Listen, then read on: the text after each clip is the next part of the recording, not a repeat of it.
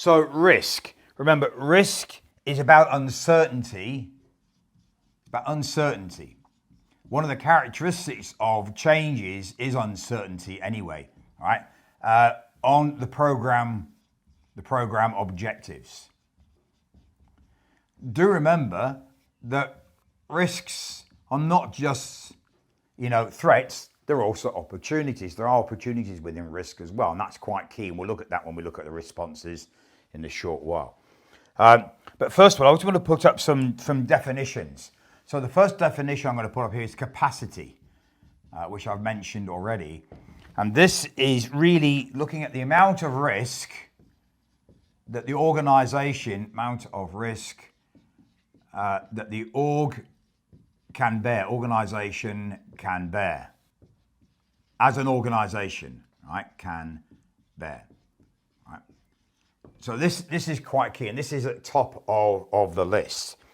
And normally we recall that this goes into the risk, what they call now the strategic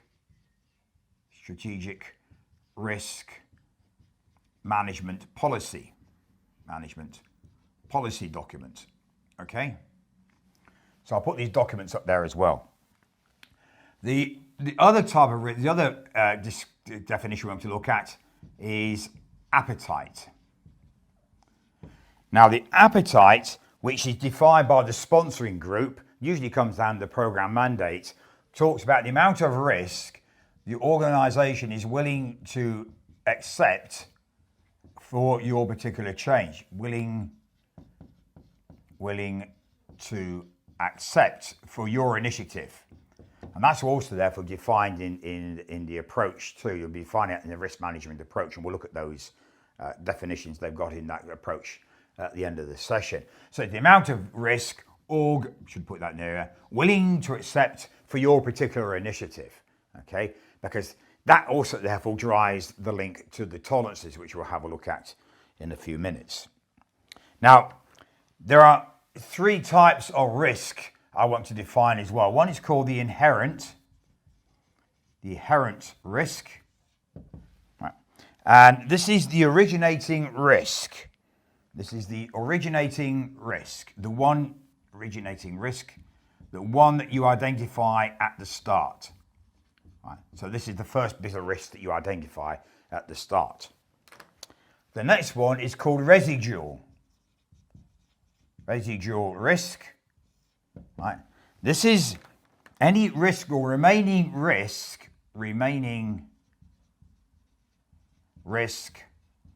after planned response. Now this is quite important.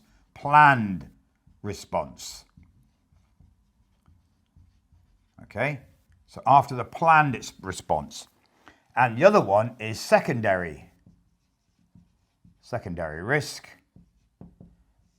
which is a new risk. So this is a new risk as a result of planned response, right? Planned response. I'll go through a little scenario in a moment that sort of helps to iron these things out. Now, when we're going through identifying risk, there's a three-step process to do this. I mean, it's fairly obvious, but fairly evident, not obvious, I beg your pardon. So the first thing is to look at the cause, right?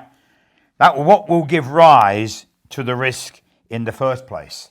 So this is the source of the risk. So this looks at the source, what will give rise to the risk materializing. And from that, we get what's called the event, right?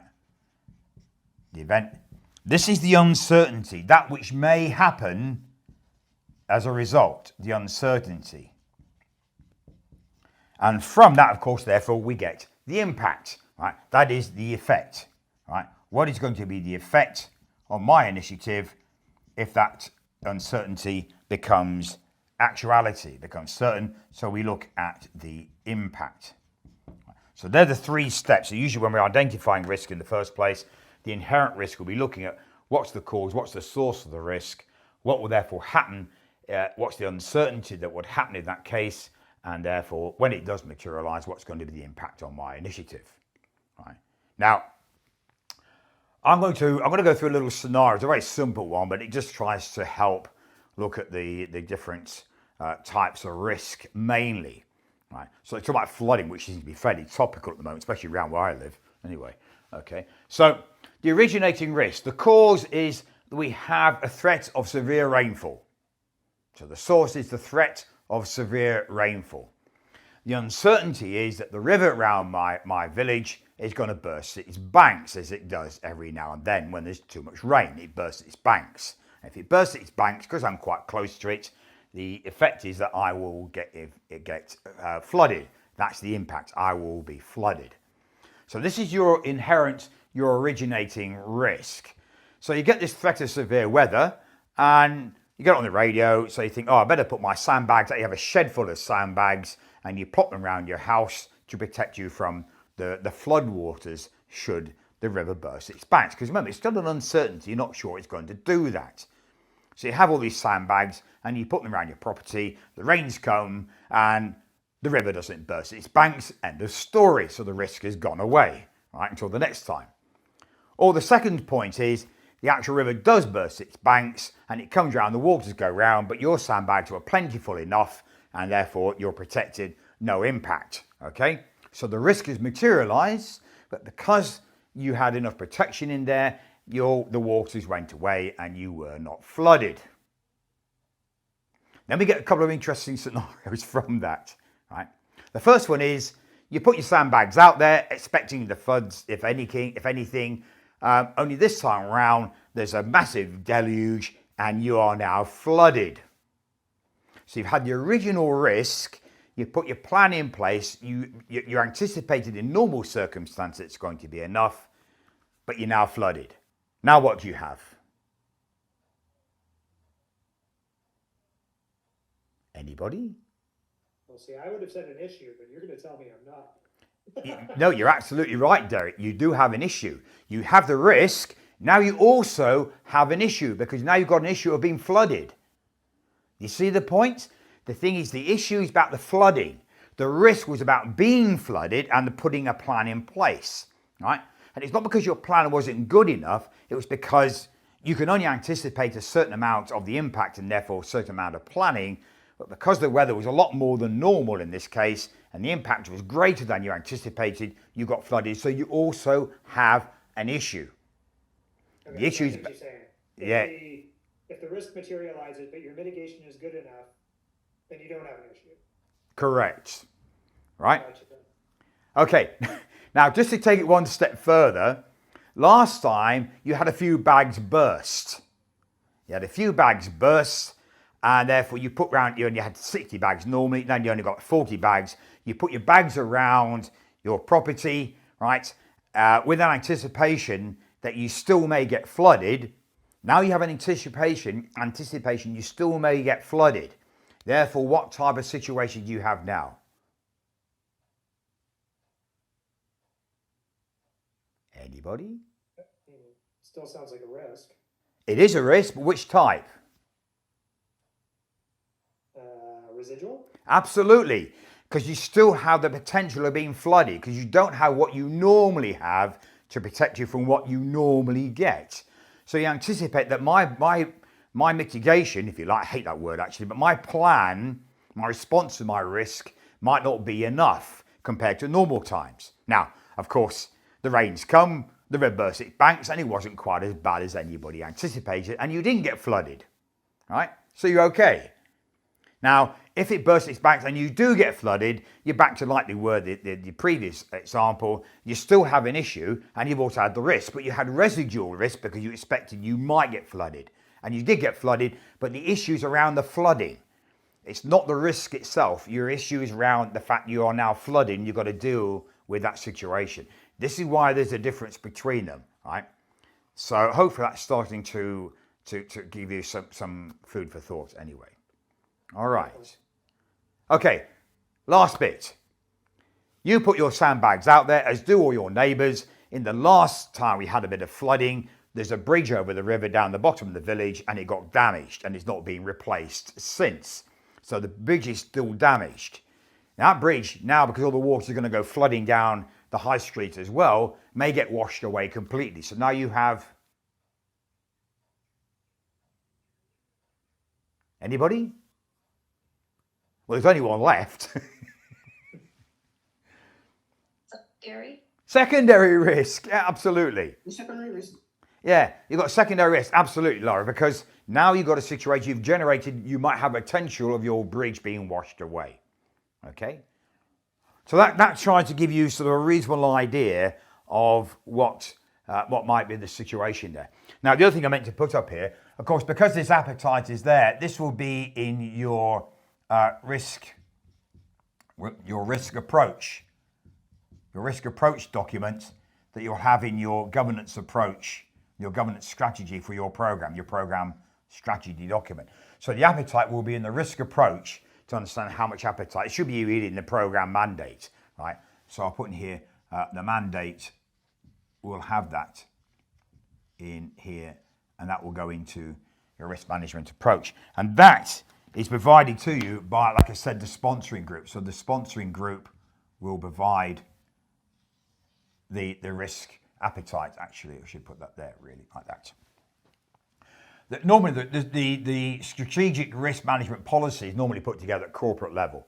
Usually it's up at that sort of level. All right.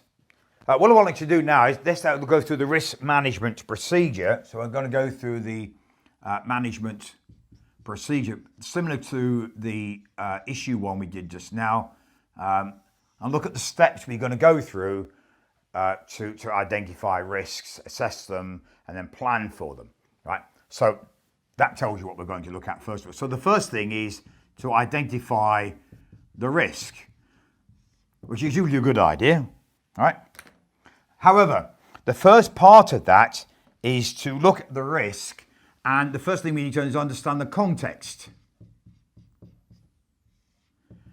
Important to understand the context of your particular initiative, right? And that looks at a couple of things. First, you need to look at the external influences. That means pestle in particular, and anything like porters, fire forces, or any other particular situation, and also internal, right? Internal, which to a certain extent starts looking at SWOT, strengths, weaknesses, opportunities, and threats.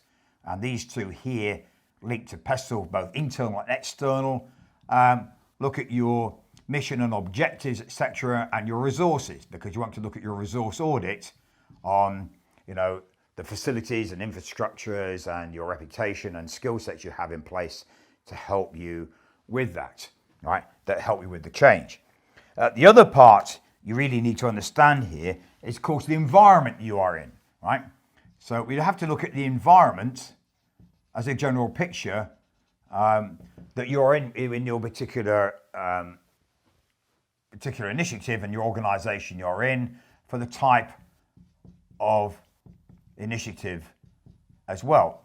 So, a data center is going to have a different set of identified risks as opposed to the risks you're going to be relocating people or outsourcing software development sort of thing, right?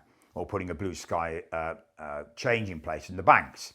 So these all have their different environments and different impacts going on within it. And a lot of this will be controlled, or at least certainly reviewed and supported from a portfolio perspective as well as, which you're working right underneath anyway, right? So supporting that, you really need things like, stakeholder support, so stakeholder involvement and engagement, really, because certainly at the senior level, they'll have a good understanding about where they are, right? So, and the horizon planning, for instance, as we looked at looking forward and looking back, I beg your pardon, horizon planning, etc.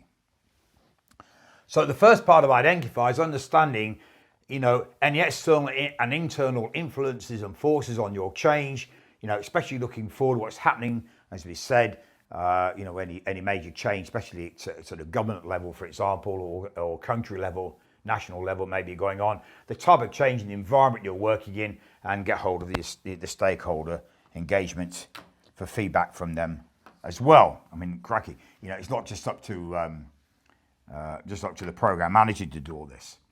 And then once you've got that, then you can identify the risks themselves. So that means looking at the risks themselves, and then you'll docket them into the risk register, right?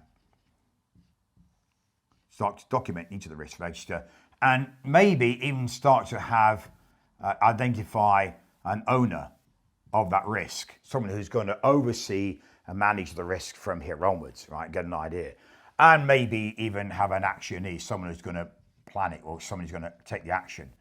They've changed that name slightly now anyway, but I mean, the point is, you've got a role of an owner, someone that owns the risk, and then you've got the role of someone's going to carry out the response. Right? Now, the reason why we say that, because it might be the same person doing the two, depends on how complex the risk is, right? And therefore also see if there are any interrelated issues, right? So issues related, right, to that particular risk, as we just pointed out, actually. Now, obviously, some things you're not going to know about those issues unless the risk materializes. But there may be some of the issues that have gone on. You might have an issue that's generated a risk. So there may have been a risk generated when we fixed the issue around the data center. There could well have been a risk associated with that plan to move all that equipment, because maybe limiting expansion or whatever in further expansion of the IBM support. So there are issues that could be related to that risk and the plan you're going to take as well. Okay, now having identified it, the next thing to go to the next step, which also is in two parts, and this is to assess the risk. First of all, to estimate, right? Estimate the risk. And that, of course, means looking at probability, and looking at impact, probably impact, and proximity is always a good idea to get an idea when you think that risk is likely to materialize. Because obviously it's something going to happen imminently, you might want to get your skates on. If it's something well down the track, you still might want to take a view of it, but depending on how serious that is, you know, how you've prioritized risk, if it's a low-key thing, you might not worry about it too much for the moment, because it might just go away. If it's something quite serious, you might take a bit more of a direct view of it, even now, even though it's quite a way down the program, or even the project for that matter, right? So those sort of things to keep a track on as well. Now, there are plots to start looking at and prioritize risks on, and we'll look at the one that's in the book in a moment in the design theme again in a little while. But we have this probability, and impact grid. It should be fairly familiar, and we have very low, very high, and very high, right? Of course, there's no zero, because if there's a zero, then there's no risk. Hope that's fairly obvious. So I want to draw in a couple of lines like this. I want to draw this red line in, which represents tolerance. Tolerance, and to a certain extent, would reflect on the appetite. That means anything in this top right-hand quadrant is a bit of a no-no. That could be including major risks in the business case. It could be any risks that they're going to be on the appetite, or, depending on how they look at it, link it to the tolerance. In other words, those risks we need to escalate if they're going to sit in that box and start to cause a bit of problem, right? So, I'm going to stick a few numbers in here to represent some risks we've got at the inherent point of view when we initially identify them. So I could have a number 1 in here, 2, 3, 4, 5, for example, 6, and maybe 7, just to have an interesting point of view. So the principle is to drive the risk this way. You need to put something in place at some time where you can drive the risk downwards towards this corner, right? Especially these in this little top right-hand quadrant, because they're the ones that are going to be in a bit of a concern. So the principle is to drive the risk one way or another, somewhere between that dotted line this way. In other words, some can have an influence on the impact only, some on the probability only, and some on a bit of both. Right? And we'll look at those and we'll look at the responses and how that would work. But the real point is to get these out of the way. So you might want to get 3 down here, for example, and down 5 down, might come down to here, in 5 in there. Some of these you might not want to move. You might want to move 4 for here, for example, and 7 over here. Right? Still high probability, but the impact's a lot lower. Right? So that's the sort of thing we're trying to look at. And when we get into further down and look at the responses, we'll look at how those will have an impact on us.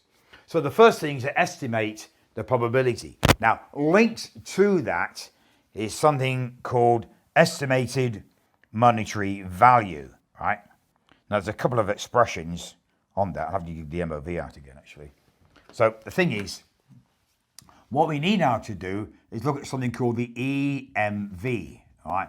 Or the expected or estimated monetary value. I'm going to put estimated for a change. Estimated monetary value.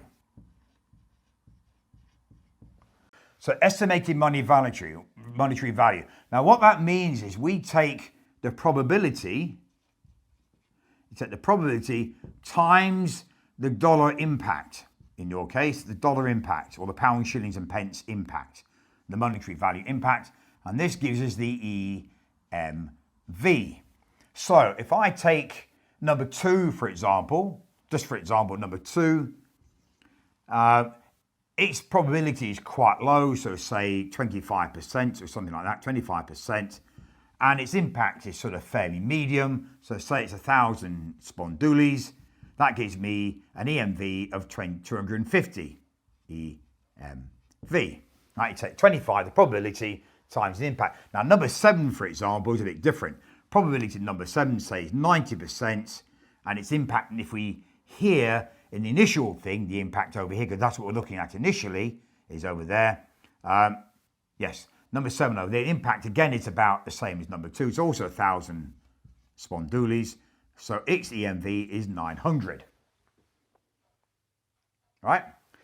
If we look at number 5, just to give you a final example, number 5, its probability is, say, 80%, and its impact is, say, 5,000. Right? So that gives you 4,000 impact. That about right? Yeah. Okay. So you can see here my EMV works out around about 5,150. Right? But my real impact is going to be 7,000, isn't it? So you can be very careful how you use these figures. And these are all negatives. If say one of them is a positive one, an opportunity, it skews it even more. So the point being that you just got to get some idea, and this is to help you with, firstly, to help support financial contingency, right? Contingency. But the other thing, and quite important, is to understand the risk exposure, which we'll have a look in the next one, because the next one's looking a bit more at the evaluation. So, yeah, that was the other one. So, estimated monetary value or expected value assessment. So, there's an EVA thing. So, I don't know which one you guys. Has anybody do you use anything in particular? Or? Okay. Anyway, so the idea is you do this for each individual one. And when we go to the next one, we're looking at the evaluate. It gives you a different, a more interesting picture, right? So, and that then helps. So when you then look at the brown figures here, you will see how that change has happened on the brown figures, right? So when we put our plan in place and we reassess that, or reevaluate, if you like, we can see that 7 would still be at 90%, but its impact may only be $200 or something. So it's going to be a lot less than it was, right? Hopefully, anyway. And again, it's all fairly subjective in a way. So the second part of the estimate is now to evaluate. And what we really need to look for here is to understand the risk exposure. The risk exposure. Right? And that takes an aggregated EMV. So that could be for a project, for example. It could be for a project point of view, or in part of a project, or a tranche, or a set of tranches, or one or more, for example, right? Or the whole program, because that then helps again with this financial contingency thing, actually. And that's the real point here, is to understand that. So, you know, you could be looking at different projects in your program and look at how that might impact on it and evaluate that exposure, evaluate the exposure for each of those particular parts of your program at different levels in the operational work as well, right? And that's quite important. So there are various things that can help us do that. I don't know if anybody's come across, some of these are called Monte Carlo. There's the Monte Carlo, Monte Carlo thing. Is that how you spell Carlo? Yeah, it is. They have probability trees to help us do that. General scenarios and things, and sensitivity analysis as well. Sensitivity analysis. The sensitivity analysis looks at, you know, how is something going to be affected by a small change or a big change, right? How much, you know, what will cause a bigger impact by a smaller or bigger change? How sensitive it is to variations in a theme on looking at that as well, all right?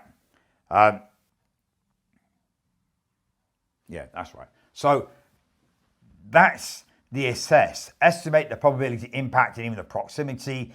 You start to look at the individual estimated monetary values for each of your particular initiatives, or risks, I beg your pardon, throughout your program initially. And the project should be doing this too at the project level, right? And feeding that back in depending on what that impact is. Maybe some of those maybe need to escalate to the program. And looking at the general risk exposure by evaluating, taking an aggregated view of those estimated monetary values for each of those risks before you put your plan in place, because that helps you then also look at, you know, priority risks, right? And those that are outside the tolerance as well, right? And how we might deal with those as well within this particular picture too, right? There's just something I want to add on there, I think. Right.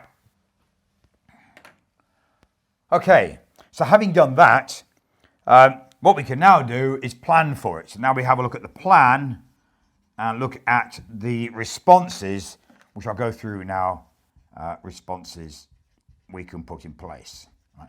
Now, these are generic responses. This is in the guide 73, which is part of the ISO 31000, right? So ISO 31000 standard in that case. And it's just a matter of interest. Remember here, this is at corporate. They will also be finding a lot of this sort of corporate or portfolio level will help to supply some of that information here, right, as well. And that's important at that particular case too. Because they're going to be providing that mandate that's over there. And of course, this will be in looking again at the risk management policy, what they call now the strategic risk management policy that will define this. And then there will be the risk management guide. So this will be in the risk management guide for responses. So that's the document that you normally have there. Okay. All right. So let's look at the responses we could have. So we have threats and opportunities. So let's see how, what sort of threats we have initially. So really, the first, so actually, if you look in the book on the threats, there is a table that looks at the responses on page 138. You can see that in the book on page 138 on the responses, yeah? So I'm going to go through those and I'm going to explain them a little bit And then we'll add a few other bits and bobs as well as we go along. Right? So the threats are, first one is going to be avoid, right? I mean, the first thing you do is avoid it. You just don't do that, go down that particular path, and you just take a different route. You were going to travel from one city to another, and then there was a threat of severe snowstorms, say in your area, then you probably just won't go, actually, in that case. So that's the first thing. To avoid it, you just completely take a different path. The next one is to accept. All right? Now, there's a couple of interesting things around accept. At the moment, we'll consider like number 6, you accept number 6 and maybe even number 2, because the probability impact are fairly low for both. You might just accept them and say, well, if they materialise, we'll take them on the chin. Okay. The next one is fallback. Now, I'm going to put this one in here, a fallback, and then point out what they actually call it in the book. It's right at the end of the table, actually. It's called planned contingencies. But I want to put this in a slightly different context because the thing with fallback is that it is reactive. Right? It's something you do post-materialization. Right? So when the risk materializes, it's something you're doing after it. So you have two types of plan here. Right? One is conditional. One is conditional, that's if. And the other one is contingent. Contingency. Right? Now, the conditional one means, for example, if number 6 material, well, you've accepted number 6, so you put a plan in place, say, for number 4. If number 4 materializes, you're going to do something down here. What you can do, sorry, that's the wrong one. Number 7. You put a plan in for number 7, right? You can't change its probability because it's only after the event. But what you may do is obviously reduce its impact, which is obviously quite key. So you can't mess around with its probability because once it's materialized, there's no probability, obviously. Right? So you have an influence on the impact. That's conditional. So it might not materialize, so you don't bother. You only run the plan if it does materialize. That's the conditional if it materializes. Now, on the other hand, we say number 2, well, I'm going to accept number 2 for the moment, right?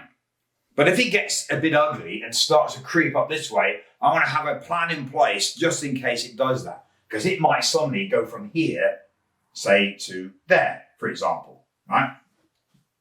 Right? Well, I can't really do that, can I? That's the wrong way around, sorry. It might go from here to here, right? Number 2. Because once it materializes, its probability is not going to change, although it could do.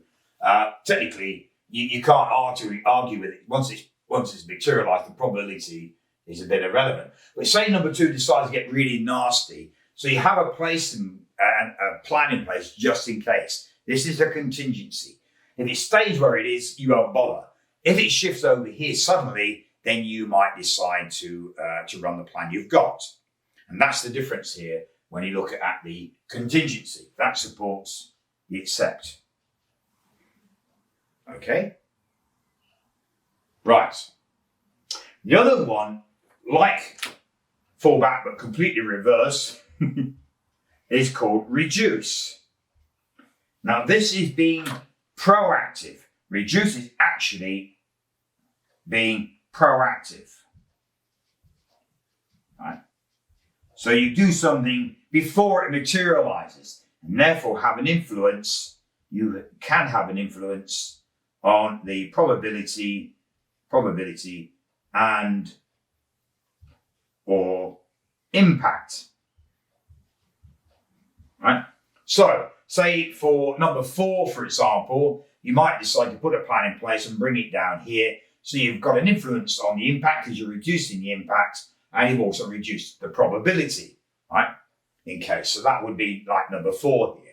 So, like I said, because you're doing something up front before it materializes, you can therefore have an influence on the probability and reduce its probability of materializing. And if it does, on the impact when it does.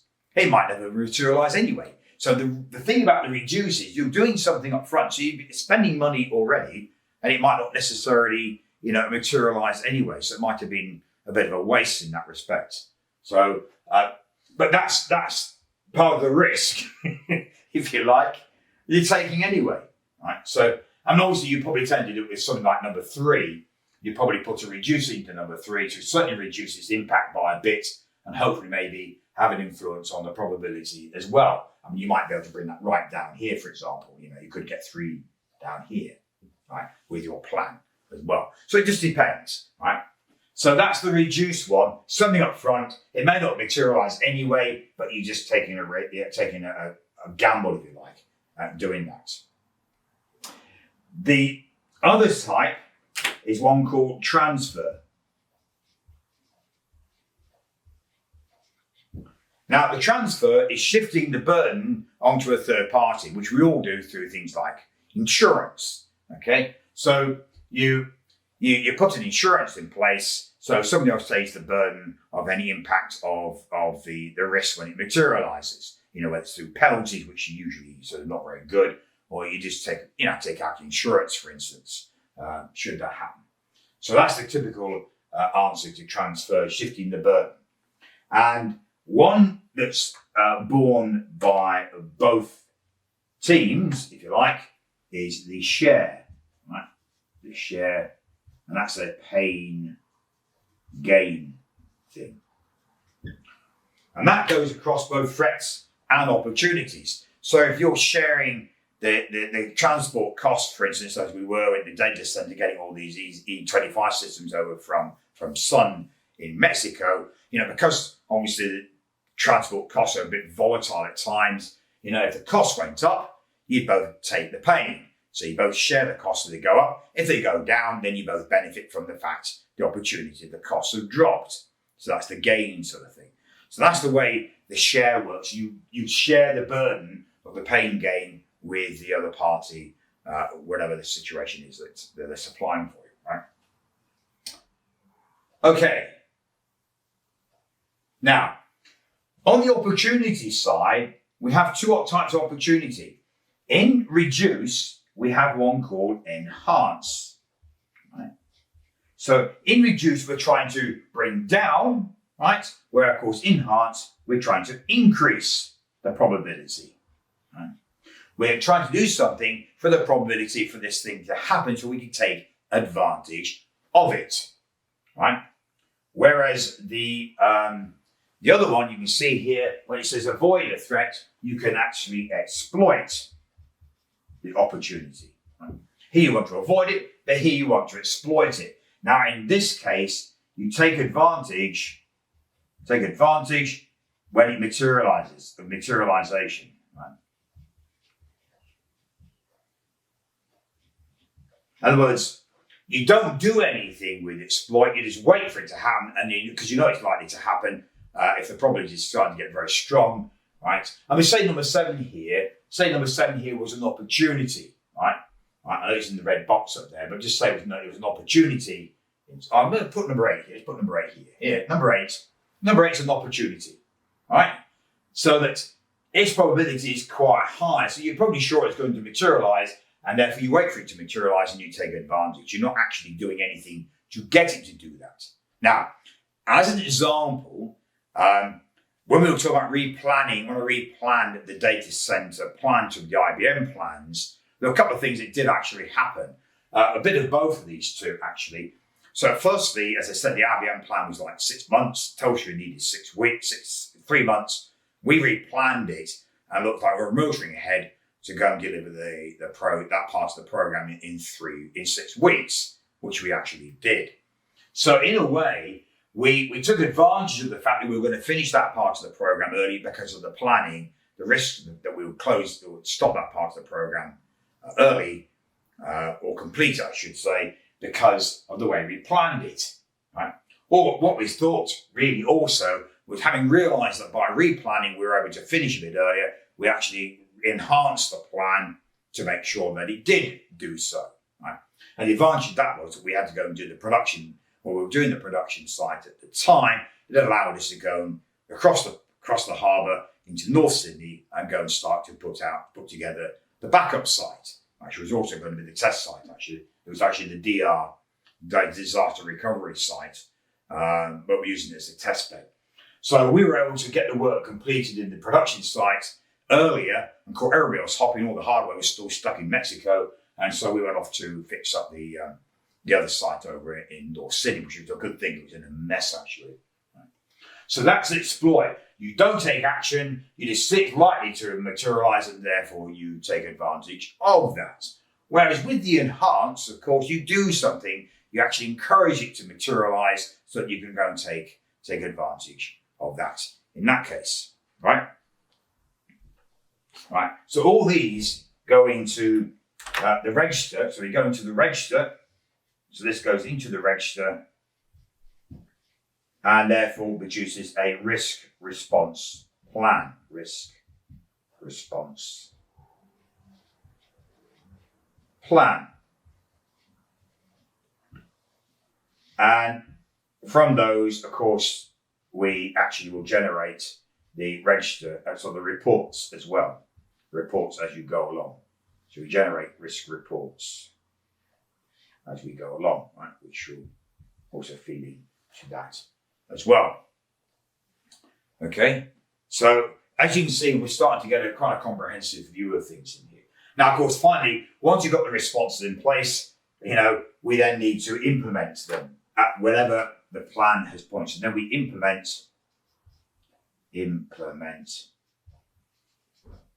and that is carry out the plan, planned response as required, right? Response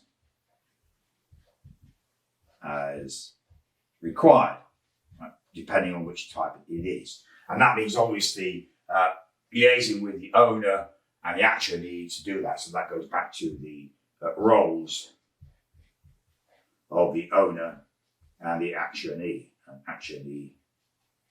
and therefore that will also document back into there as well, depending on how that risk response has worked, actually. Okay. And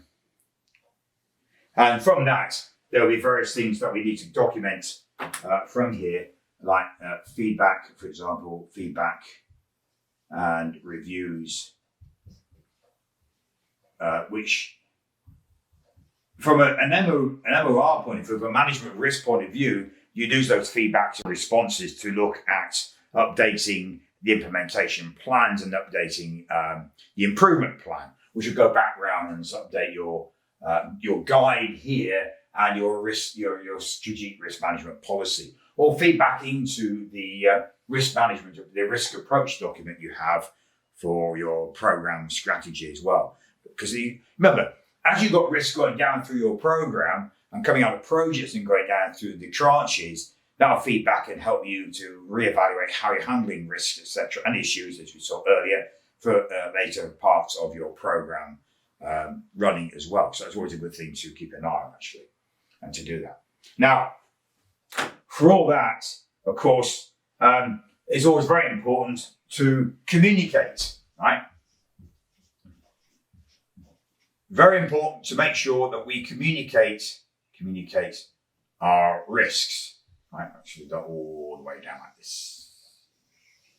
So forth. Right? So this you can do through workshops, a good way of doing that, risk workshops, especially risk workshops, are probably better to do that actually. Through risk workshops, through any planning activities, when you're doing planning, for example, in the structure theme, when you did that, in particular, of course, planning in the structure theme, when you're doing replanning for the tranches, etc. When you're looking in the design, so in the design around, benefits and vision, but certainly around the TOM in the design theme. And of course, in the justification theme, it's involved around, estimations, for example, and then you've got major risks involved in that as well. and anything related to the benefits, once again, from a point of view of the disbenefits and the rationale behind it, how much we've evaluated the benefits. The assurance theme oversees a lot of this. The assurance theme is there to really keep an eye on the riskier areas. So any assurance activities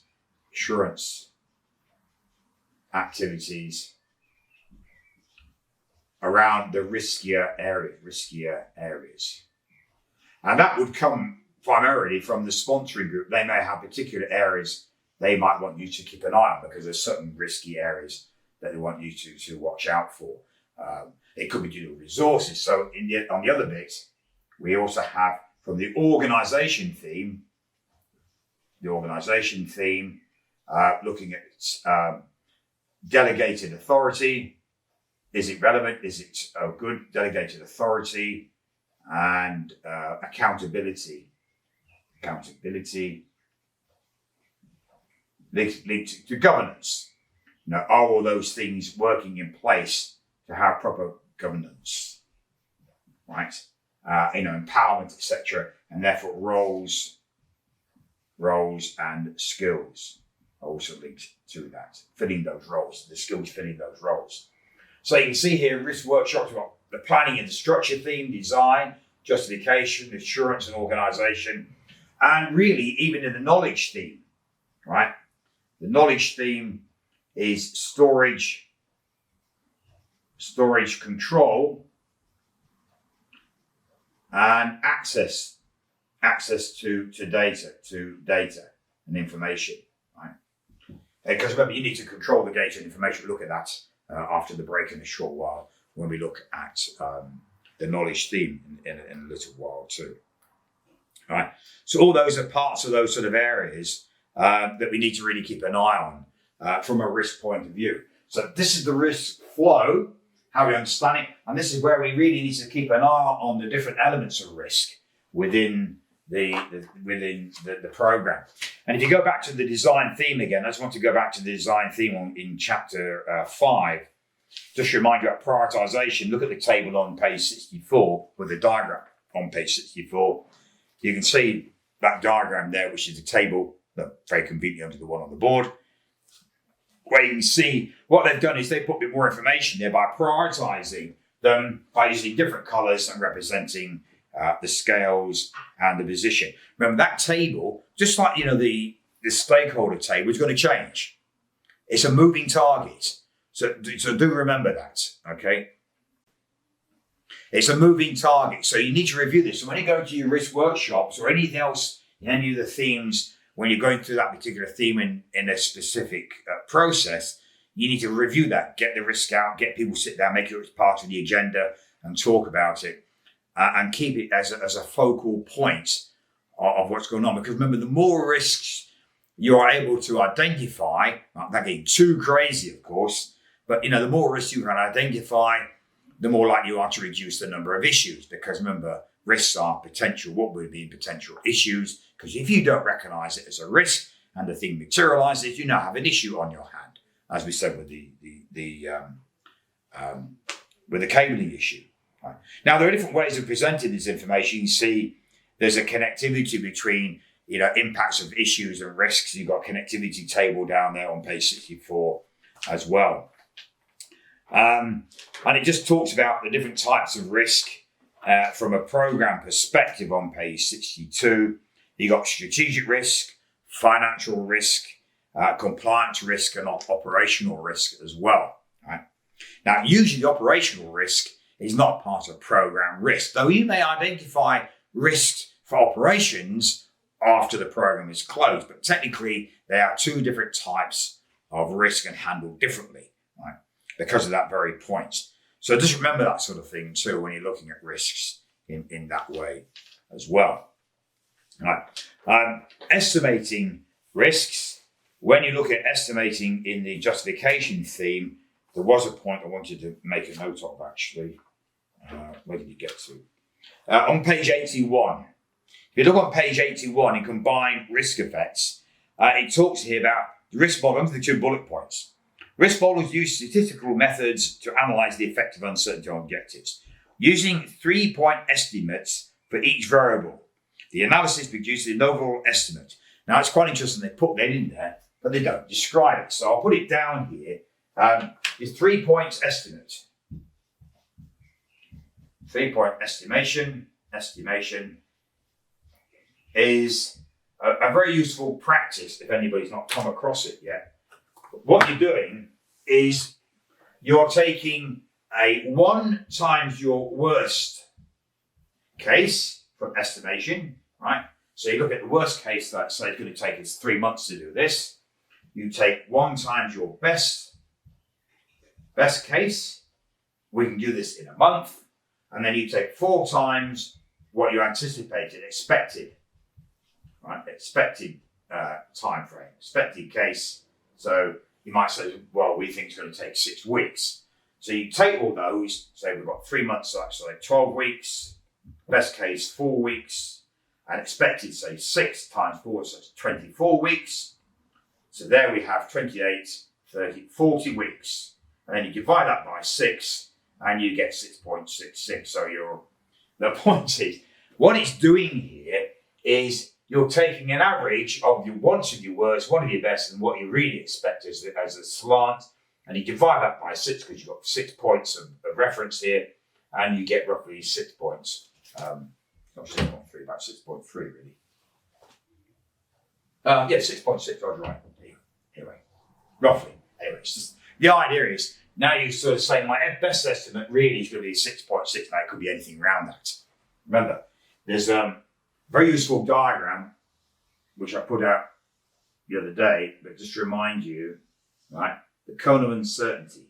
And the point is that as you travel along, your uncertainty, your estimations, and your understanding of whatever it is you're evaluating on this cone, your uncertainty is decreasing. So, for example, if that's your estimations are going to decrease because as you get your requirements or your products or your projects smaller in some respects, or things move forward better, you get more accuracy on your estimation. So that sort of thing to think about too, right? So that's just that last aspect I wanted to mention in there, right? So that's looking at risk management. Now, they've got this table looking at financial contingency and trying to look at the cost of 90% confidence, cost of 80%, and the base cost from a 50% point of view. It's one of those tables they like to look at and trying to sort of allocate the variations of a theme. Or we've got something from a probabilistic risk on page 82, which looks at that similar to the chart in a probabilistic point of view, looking at costs, benefits, or the NPV results, right?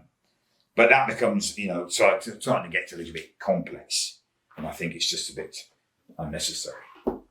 So, let me take a quick snap of that. I'll just stop